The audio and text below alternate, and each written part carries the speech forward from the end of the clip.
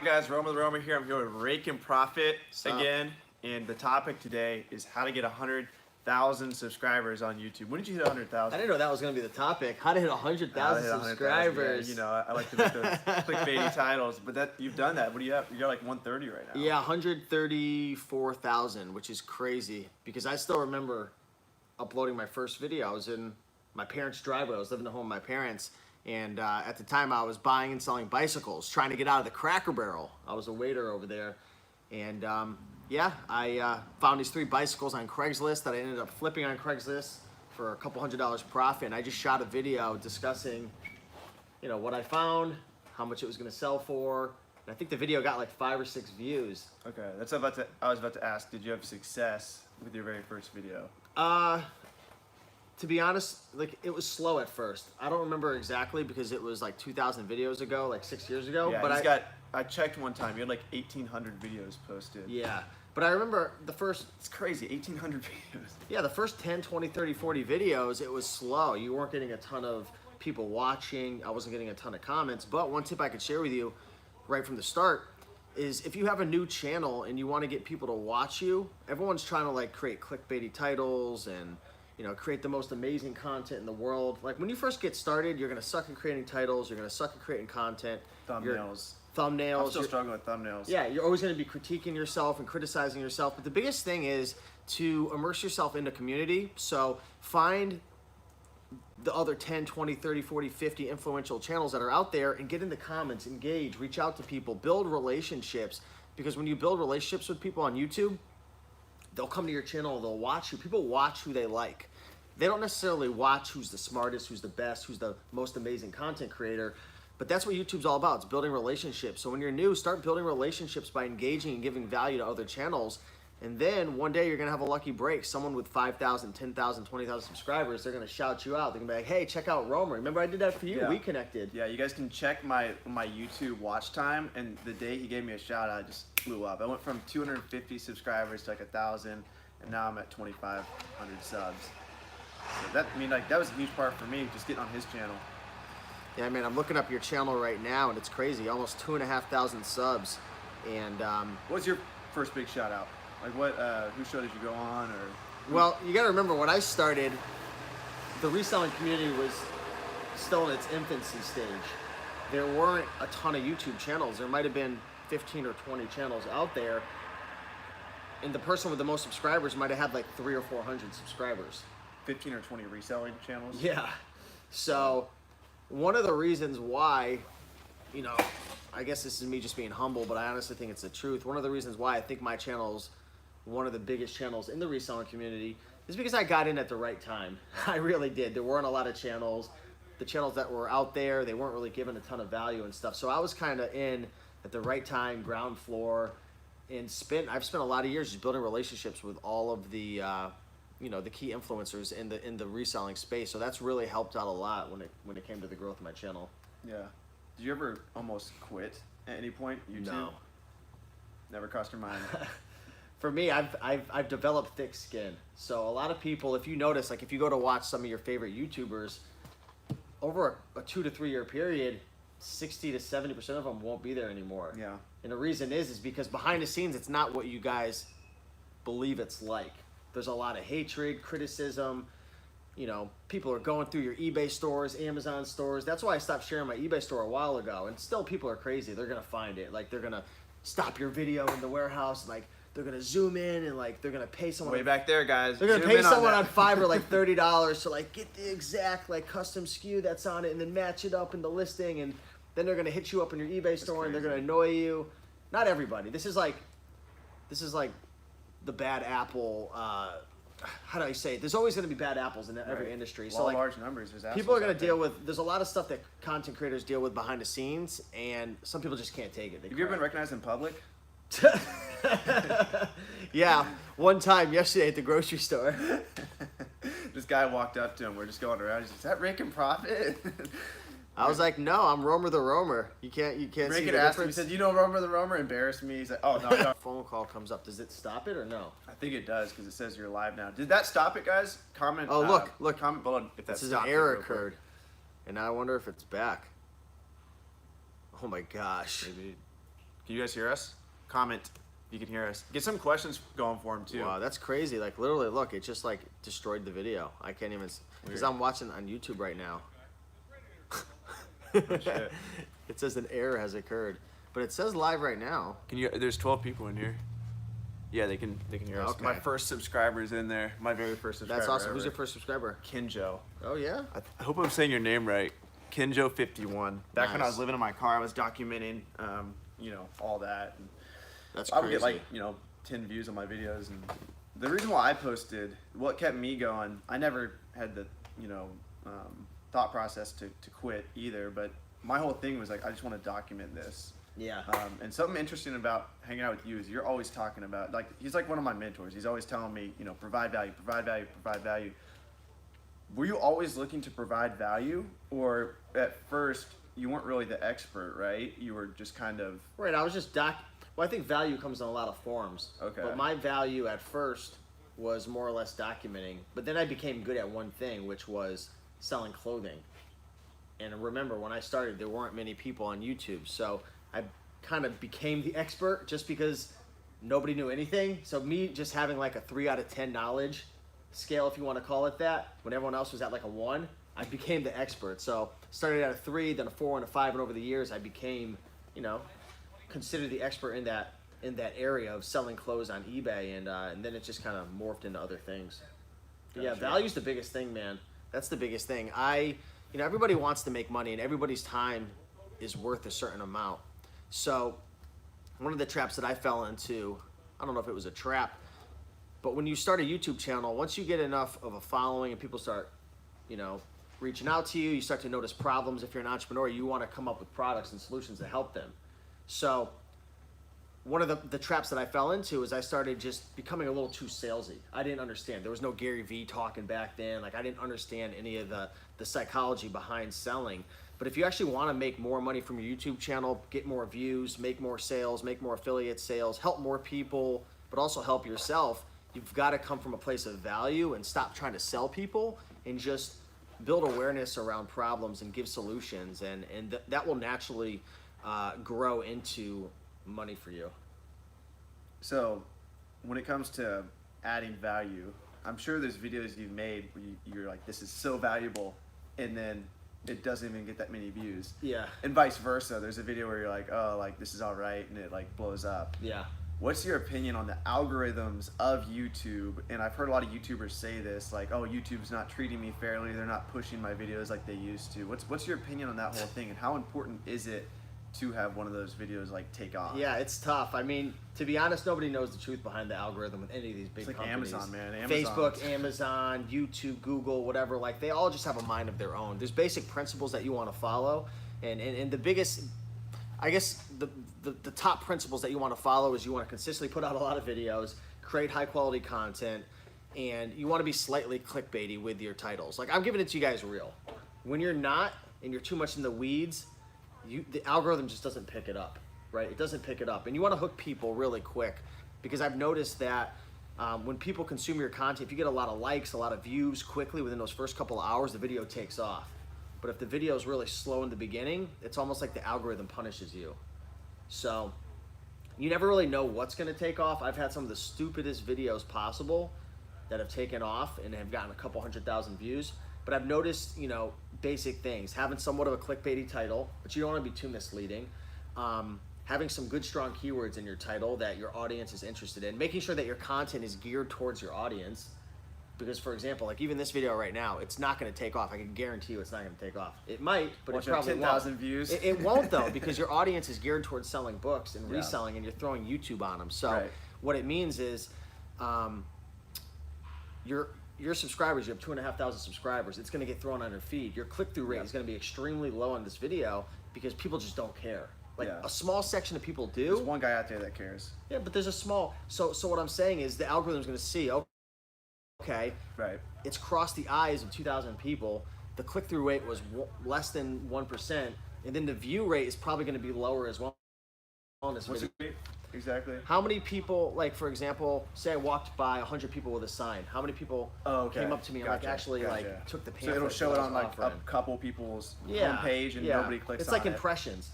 You know what I mean? Like on eBay, there's impressions. So Yeah.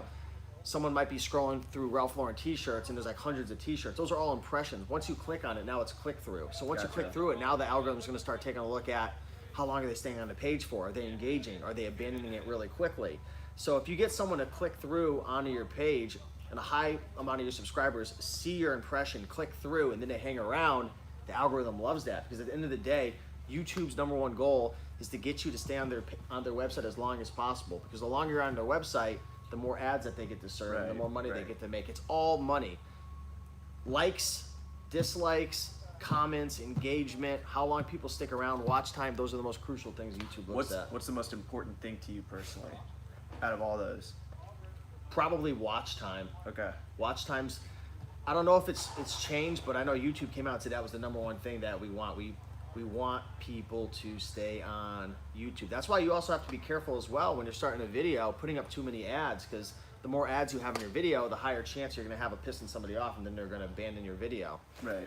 Same thing with putting call to actions in your videos. Anytime you put a call to action, oh, sign up for my email list, or check out my course, or check out, I mean, I guess the only good thing you'd want to do is like check out this other video, check out something else on YouTube, because you want to keep them on the site as long as possible. YouTube will reward you for that. Gotcha. Yeah. What's your advice for a kid who's been posting for a year? He's got less than 100 subscribers. He thinks he's been adding value. Yeah. Is he full of shit? Is he not adding value because his videos aren't taking off? What can someone do who's been posting a long time, Yeah. and they're just not getting any engagement? Yeah, the biggest thing that I've noticed is they're trying to be a jack of all trades, or they're not really narrowing in on exactly. It's like a similar parallel in business, right? Like you see a lot of businesses who they're selling books, electronics, clothing, bikes, all these different things, and their business is kind of stagnant. Whereas if they had just focused in on one thing and became a master at it, they'd really be able to streamline their process and scale. It's similar on a YouTube channel as well. People subscribe to you, but then they unsubscribe because they subscribe because they saw a clothing video. They subscribe because they saw a book video. And now they see a YouTube video popped up on their feed and they're like, what the F is this? We did a racism video last week, so I'm definitely polarizing my audience. Right. But a lot of times people start a channel and they're not growing because they're trying to they're trying to appease to too many different audiences. YouTube's all about building relationships, and people subscribe because they want something from you. They want a certain type of value or entertainment. So at first I recommend really niching down, right? Like for you, I would just focus like on books, but then slowly over time, introduce, I don't know, eBay. Slowly over time, you know, but still post a lot of Amazon book content, and then like maybe drip out a couple of eBay videos. I'm just giving a random example. Yeah. Or for me, like drip out a couple real estate videos. And then slowly over time, your audience will stick with you because they know you and they've been through or on the journey with you. But if you're new, definitely ask yourself, who am I creating these videos for? And a big thing too is you got to get out into your community and engage and build relationships and leave comments, because if you're always adding value in Facebook groups and YouTube videos in the comments, like people are going to subscribe to you, they're going to know you, and they're going to share and spread the word. Right.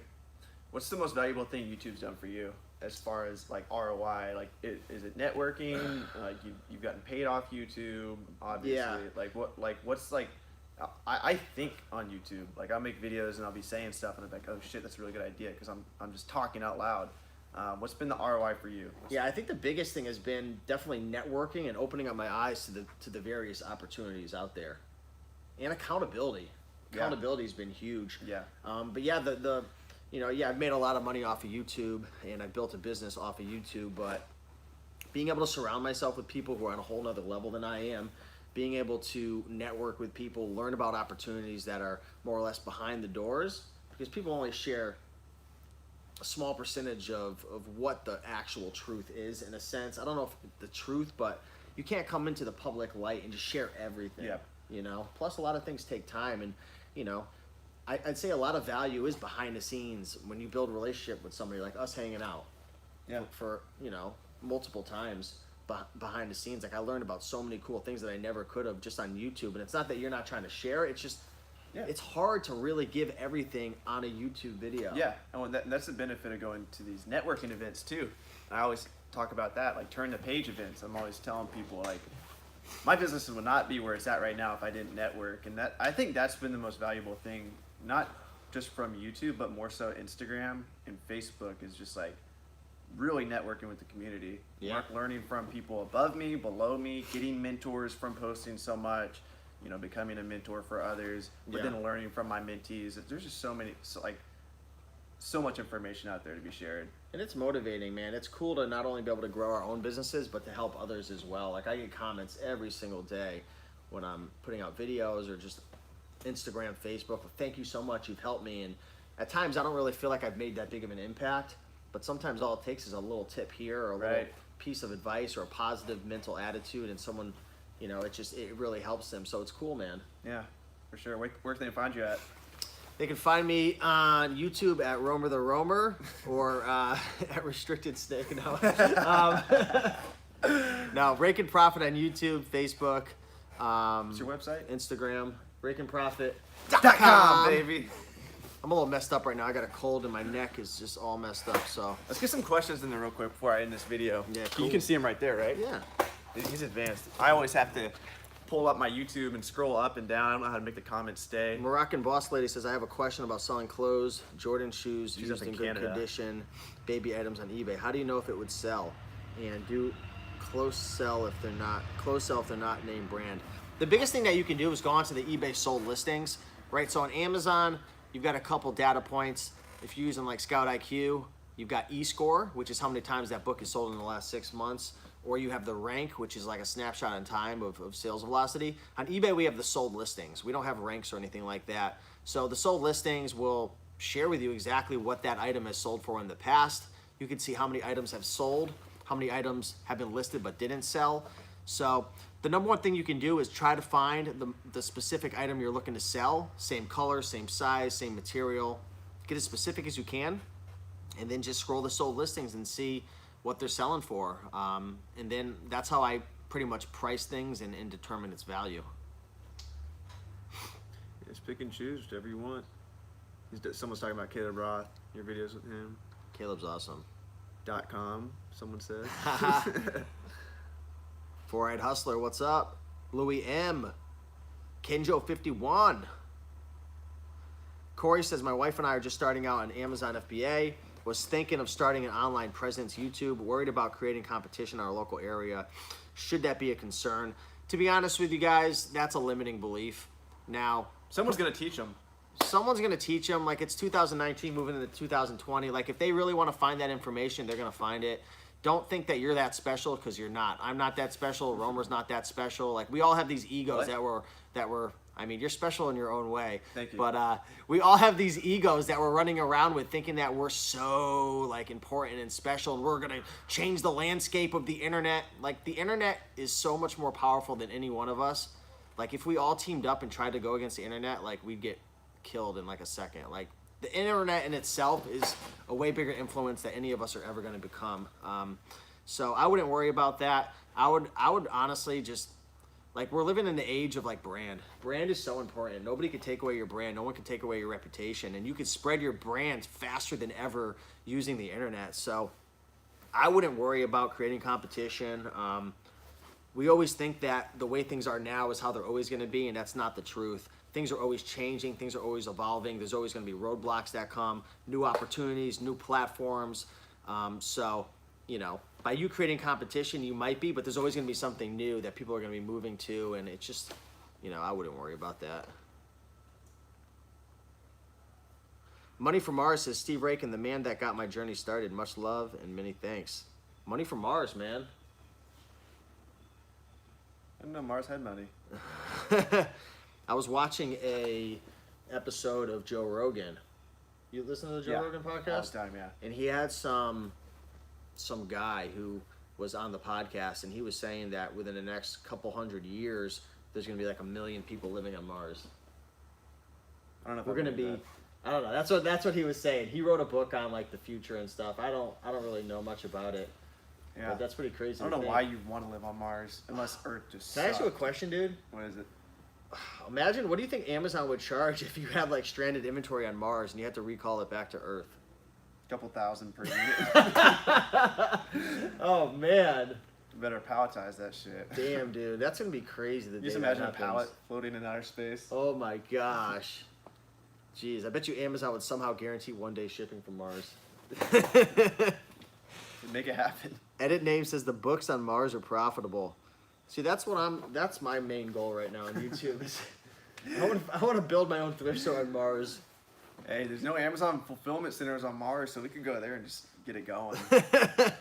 RaikenandRomer.com. That'd be the new Amazon. Oh, dude, we would All the Martians crush love it, us. man. We would crush it.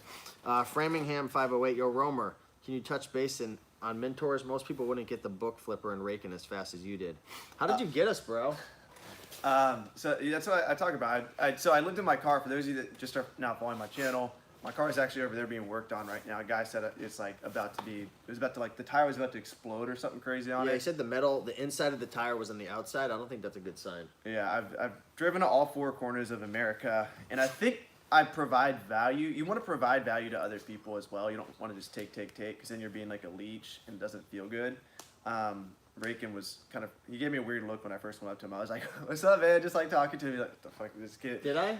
Yeah, well, I I'm think just so. naturally, I have anxiety. So like when I meet people the first time, I'm always weird was until in- I get comfortable. It was in Vegas. I was like, yeah, man, I'm a subscriber to your YouTube channel. I didn't think you were weird though, to be honest. I thought Okay. you were cool. I'm super weird when I meet people for the first time because Gotcha. it takes me a little time to open up. Gotcha. You know. Well, I think I harassed Caleb Roth, the book flipper. I talk to him every single day still. On like every different platform, I message him different questions, so it doesn't seem like I'm messaging him like 8 questions at once. I'll do Instagram, Facebook. I'll email him at like 3 different of his emails, and then I'll text him.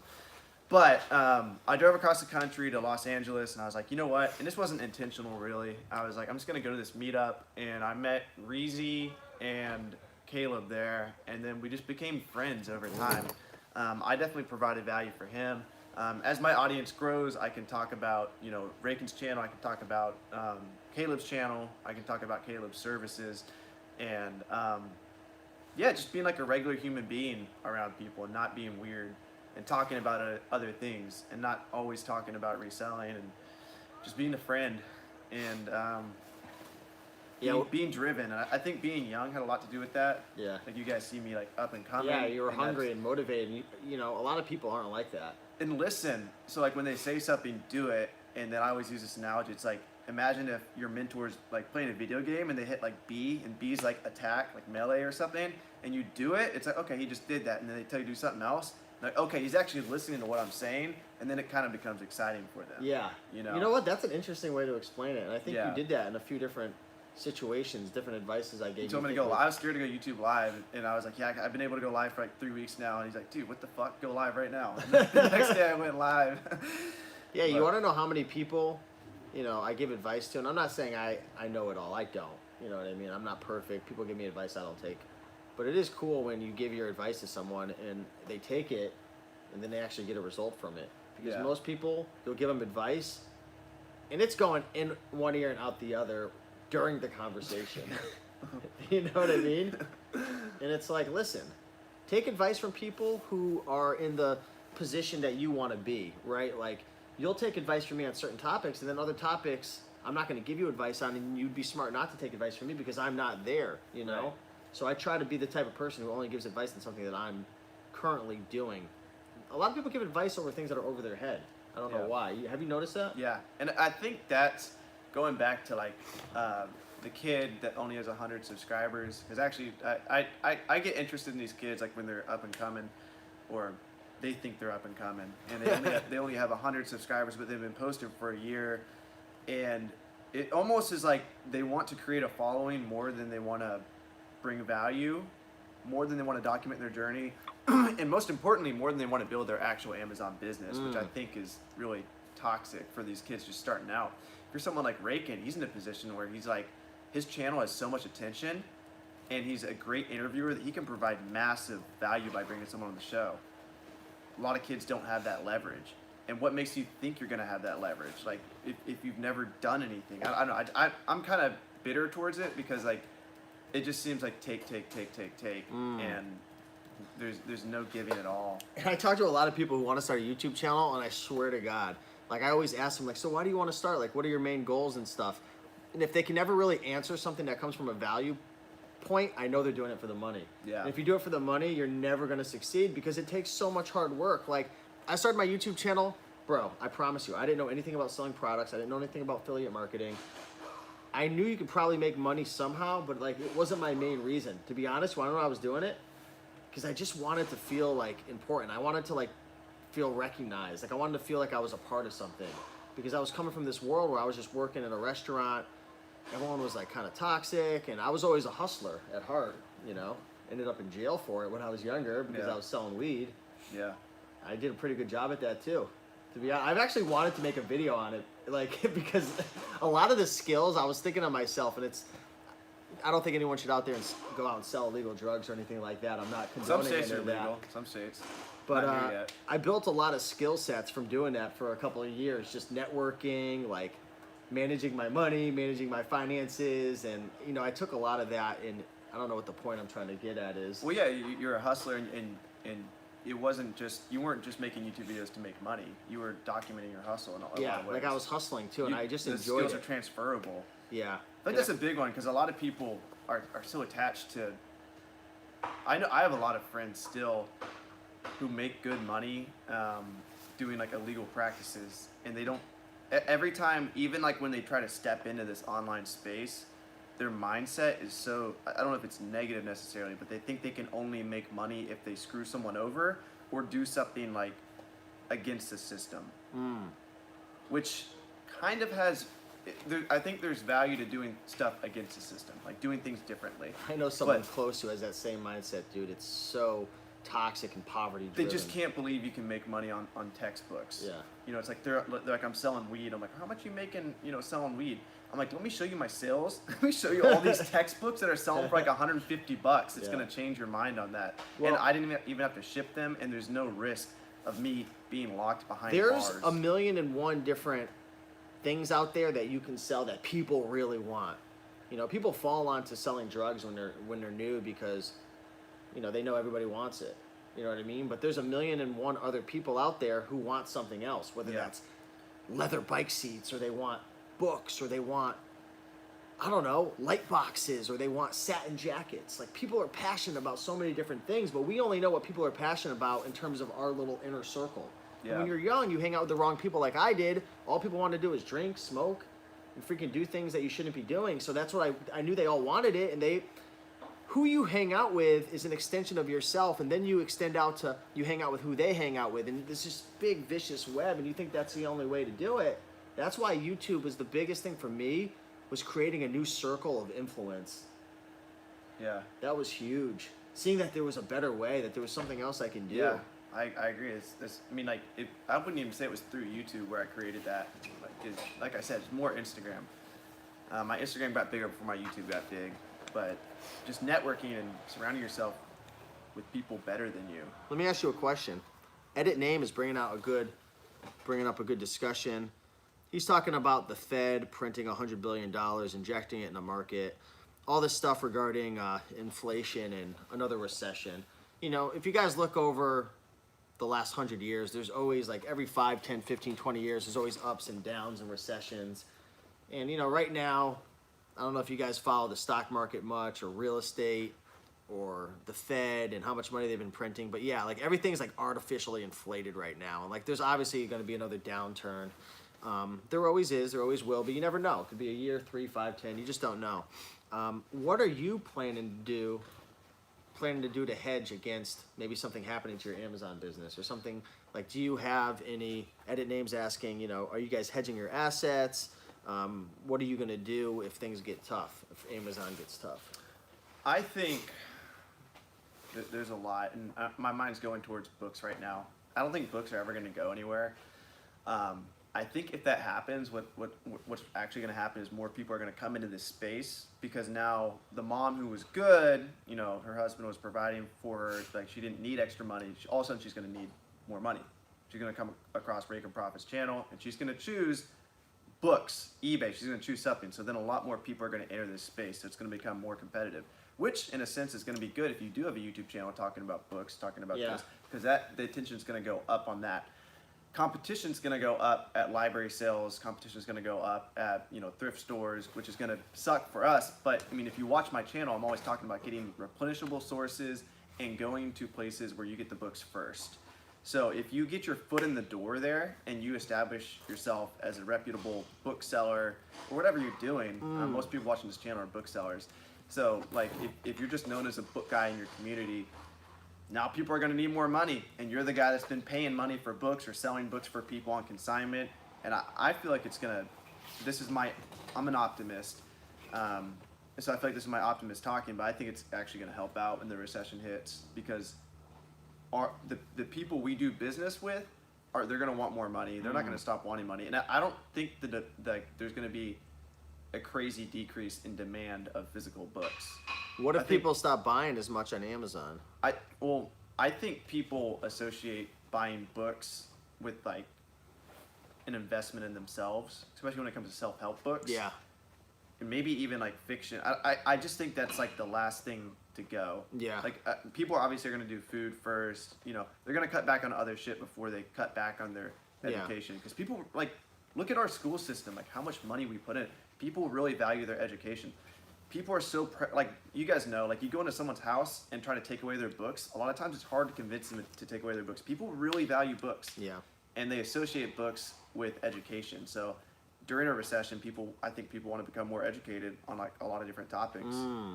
Who knows? Maybe I'm wrong. Watch this video 5-10 years from now when the recession hits, whenever it hits, and see, are we right or are we wrong? Did it go up? Did it go down? But yeah, there's definitely like a push-pull. There's people that win during recessions. There's people that lose. And I think resellers are in the position, especially if you document your journey, because then you're going to become even more the guru as time goes on in your space, and people are going to want to learn from you. And you're going to build your network that way. I think the goal over time is to distribute your risk a bit by building multiple income streams, right? That's huge. Whether that's in your industry or even outside as well. So he's got like 9 income streams. 1, 2, 3, 4, 5, 6, 7, 8, 9, 10, 11. Yeah, it's not going to be one of those that's kind of died off, but I'm always playing around with different income streams. You got to plant the seed before you are able to enjoy the harvest. And you never know if that seed's going to blossom based upon where you plant it and if you treat it well and if you actually enjoy growing it. So yeah. I'm always trying and experimenting on different business models and whatnot. And, you know, things aren't always as bad as people think, you know, for the most part. Like, could we have a recession that absolutely, like, brings us back to the Depression? I'm sure it's possible. And if you do any research, like what the government's doing right now, printing money is just insane. Like, ever since we came off the gold standard in, what, 1970? You remember, I don't know if you follow it all, but back in the day, before the 70s, they could only print out a certain amount of money based on how much gold we had. It was called the gold standard. Gotcha. So it would kind of keep checks and balances, because, you know, human beings are just fucking psychos. They're just, they're so greedy. Yeah. So it would keep everybody in check. And then after this, I forgot who took us off the gold standard, they said, all right, it doesn't matter how much gold we have, we can just print as much money as we have. So that's what's causing inflation. All the prices of everything are going up and up because they're just printing and printing and printing and printing and printing, and they're artificially just injecting all this money. And now we're getting into different currencies like Bitcoin. Bitcoin, they keep the same amount. They said they're never going to expand the amount of Bitcoins they have out, I think, or something like that. Yeah, I don't something know along much those lines. about But it. there's other, what's it called? Like electronic money. What's the term for it? Yeah. Bitcoin. Whatever it's called, there's other blockchain one similar to Bitcoin that they say at any point in time, it's got it in the fine print. We can print as much money as we want. So if we want to enter $1 million more, you know, dollars, we can do that. And it's like, why would you invest in something? That's like why that? you gotta. Well, that's our dollar though. It's the problem. Yeah. You know, we didn't have a choice. We didn't choose that. Yeah. They So print that shit. That's why when you put your money into stocks or real estate or something that's real, you're not only preserving your wealth, but you're also over a long haul growing it. You know, because your money loses what, about 2% every year. So if you have $100 in the bank, you can buy $100 worth of goods today. But in a year from now, you're still gonna be able to buy $100 worth of goods. But if you got this much for $100 of food, the next year you're only getting this much because the value, because they're just printing and printing and printing. You know what I mean? Yeah. So that's why I've been investing in, you know, real estate. You know, I have multiple income streams and whatnot, and you know, I'm trying to focus on cash flow, but I'm also trying to focus on preservation of wealth and trying to combat inflation and whatnot, it's a long-term game. Yeah. You know, you're going to have some times where things could dip down. Like my property could be worth 40% less next year or 2 years. Yeah. If there's a huge hit. But again, I'm in it for the long haul. And with having rental properties, even in recessions, if you take a look, the rents never go down typically as much. In the neighborhoods I'm in, like the middle ground neighborhoods. If you're like renting out freaking $1 million penthouses, right? Like obviously that market's going to come down a lot more than just affordable housing, right? People need to live somewhere, right? Yeah. People are going to live. Obviously, maybe late payments are going to be more occurring, evictions, different things like that. But people always need a place to live. So by me putting in, you know, I put in a good amount of my net worth into some properties lately. I think it's a good way to preserve wealth and have a retirement plan down the road once those houses are paid off. You know. You just made me think of something with that housing analogy. Like you said, penthouses, not as many people might buy that, but affordable housing, that'll like increase in demand. Like new versus used books.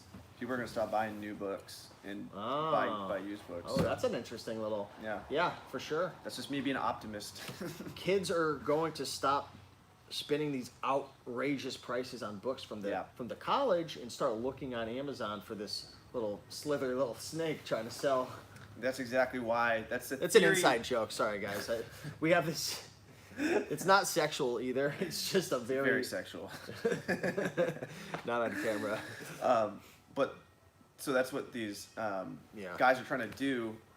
The law firms are trying to weed out resellers, and the theory is that if people keep getting restricted in textbooks, which if you guys have textbooks, send them to restrictedinventory.com, and I'll sell them for you at a 50-50 split.